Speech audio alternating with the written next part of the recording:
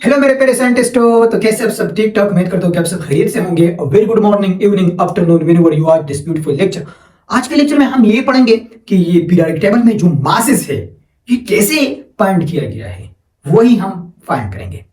तो मैं आपको एक बात बता दूं कि पीरियोडिक टेबल में जितने भी मासेस है ये एवरेज मास है। एवरेज मास कैसे कहते हैं? देखो मैं आपको बता रहा हूं। हमारे पास एक एटम है, सपोज हमारे पास क्लोरीन है, सही। तो अब क्लोरीन के एटम्स में ऐसे एटम्स हो सकते हैं कि जिसमें न्यूट्रॉन की तादाद डिफरेंट होता है, सही। तो जब न्यूट्रॉन की तादाद डिफरेंट होता है तो फिर हम इसको आइसोटोप्स कहते हैं। जैसे कि हमारे पास क्लोरीन है, तो क्लोरीन के दो एटम हो सकते हैं। एक क्लोरीन 35 है जिसका एटॉमिक मास 35 है, एक क्लोरीन 37 है, सही है। ये दो आइसोटोप्स है क्लोरीन के। मतलब आप नेचर में देखोगे तो आपको क्लोरीन दो एटम मिलेगा। एक ऐसा एटम जिसमें प्रोटॉन और न्यूट्रॉन की कंबाइन तादाद 35 होगा, दूसरा जिसमें प्रोटॉन और न्यूट्रॉन की तादाद कंबाइन 37 होगा। ये डिफरेंट सिर्फ और सिर्फ जो है न्यूट्रॉन के बेस पे आया है।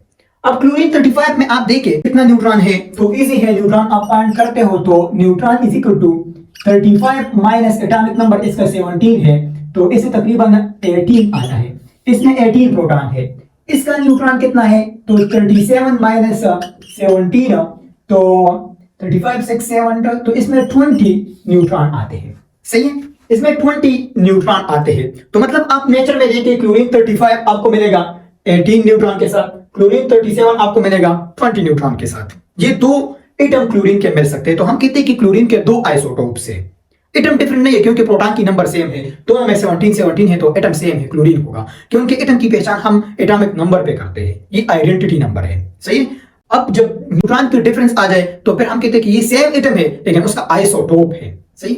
देखो अब पीरियोडिक टेबल में हम ये वाला मास लिखेंगे या ये वाला मास लिखेंगे, कौन सा लिखेंगे? अब देखो हम ऐसा तो नहीं कह सकते कि बस 35 वाले लिखो या 37 वाले लिखो, ऐसा नहीं कह सकते। हम दोनों का मास इकट्ठा करते हैं, उसका एवरेज मास लेते हैं। अब इसका एवरेज मास आप कहोगे कि 37 और प्लस 35 लिखो, 2 पे डिवाइड करो, एवरेज मास आएगा। नहीं, ऐसा फाइंड नहीं कर सकता। देखो सबसे पहले डिफिनेशन को समझो। मैंने लिखा एवरेज एटॉमिक मास क्या होता है?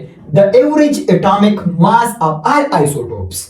जितना भी एटॉमिक आइसोटोप्स है एक एलिमेंट का, the average atomic mass of all isotope of an element, एक एलिमेंट का जितना भी ऑल आइसोटोप्स है उसका एटॉमिक मास क्या है, उसका वेटेड एवरेज लो, सही है।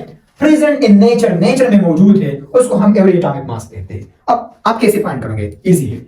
Average atomic mass AVG, average atomic A mass is equal to atomic mass, A का मतलब है एटॉमिक मास, आरी और मुनज़्ज़ा ना बोले, ठीक है। तो average atomic mass of first isotope, first isotopes का कितना है, सही है, इसका मास multiply by it abundance, nature में कितना परसेंट प्रेजेंट है। Average atomic mass atomic mass of second isotopes और इसका अबंडेंस क्या है। इस पे एक एग्जांपल मैं आपको करना चाहता हूं। देखो हमारे पास क्लोरीन 35 है, ये नेचर में 75% प्रेजेंट है। कितना? 75% ये प्रेजेंट है, और ये नेचर में 25% प्रेजेंट है। अब देखो इसका एवरेज एटॉमिक मास हम फाइंड करना चाहते हैं, तो average atomic mass is equal to mass of first isotope, या फिर कहना मास ऑफ फर्स्ट आइसोटोप। तो फर्स्ट आइसोटोप का मास कितना है? 35 है, 35 लिखो। फिर मल्टीप्लिकेशन इसका एबंडेंस, इसका एबंडेंस कितना है? 75% है, सही। अब देखो प्लस करो, दूसरा आइसोटोप क्या है, उसका मास 37, उसका एबंडेंस कितना है? 25%। अब देखिए मल्टीप्लाई करें, ऐसा करोगे नहीं यार। देखो एवरेज एटॉमिक मास अपनी जगह इज इक्वल टू 35 हो, इससे परसेंटेज आप खत्म करोगे तो परसेंटेज का मतलब है, देखो परसेंटेज जिसके साथ भी आ जाए तो इसका मतलब है 1/100, तो इसको 100 पे डिवाइड करो और प्लस 37 25 को डिवाइड बाय 100, ये आएगा।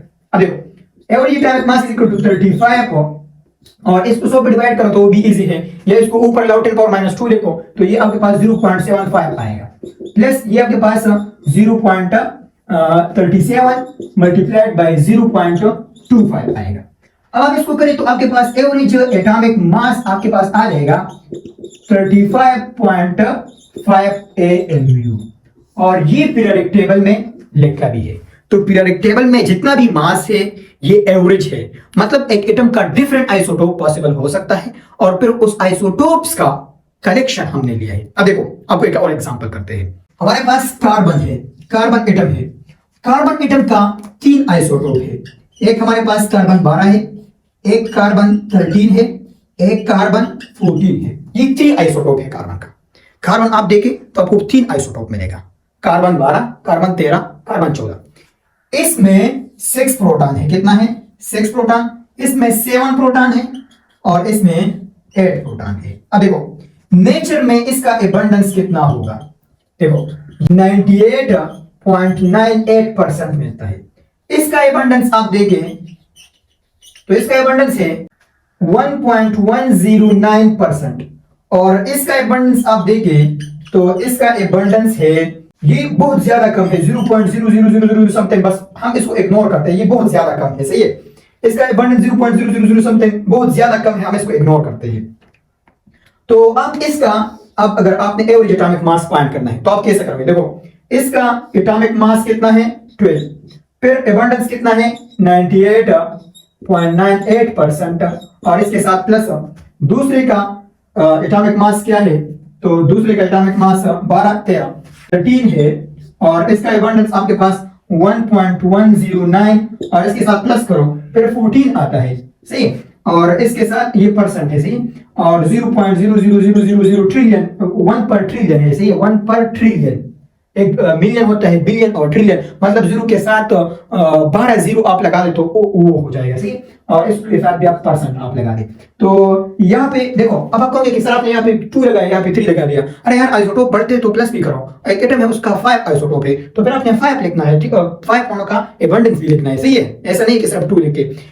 तो इसका कैलकुलेशन आप करें तो आपके पास हाइड्रोजन का आएगा 1.000989 AMU, इस तरह ये आ जाएगा। सही है, आपको एक होमवर्क दे रहा हूं, आपने ये करना है। देखो आपके पास नियान एक एटम है और इसके 3 आइसोटोप्स प्रेजेंट है। क्या? इसके 3 आइसोटोप्स प्रेजेंट है।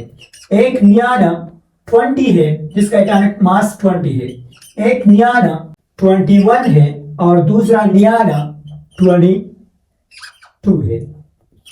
एक नियान 20, 21 और 22 है। इसका परसेंटेज आप देखें 90.5%, इसका कितना है 0.27% और इसका कितना है 9.22%। ये आपने करना है और इसका एवरेज एटॉमिक मास फाइंड करना है। यहाँ पे मैंने 2 लिखा तो इसका 3 है तो प्लस लगाओ और इसके साथ ये तीसरा वाला भी करो।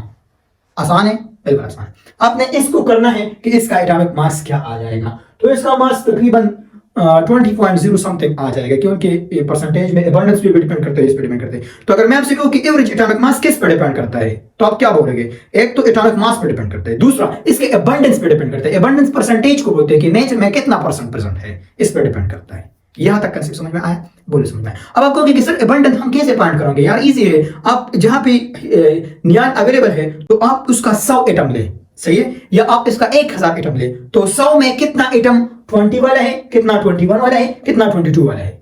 अब सपोज 100 में 90 एटम 20 वाला है तो मतलब नियान 20 का परसेंटेज एबंडेंस 90%। इसका 0.27 का मतलब यही है कि आप 1000 एटम ले तो इसमें तकरीबन मेरे ख्याल में 20 या 2 एटम आएगा। नियान 22 है तो 9.22% मतलब ये कि 10 एटमों में 9 एटम्स या 10 एटम आपके पास आएगा। यहां तक कंसेप्ट समझ में आया? बोलो समझ में आया। इंशाल्लाह मिलते हैं नेक्स्ट लेक्चर में, तब तक के लिए पढ़ाई करते रहें। All the very best.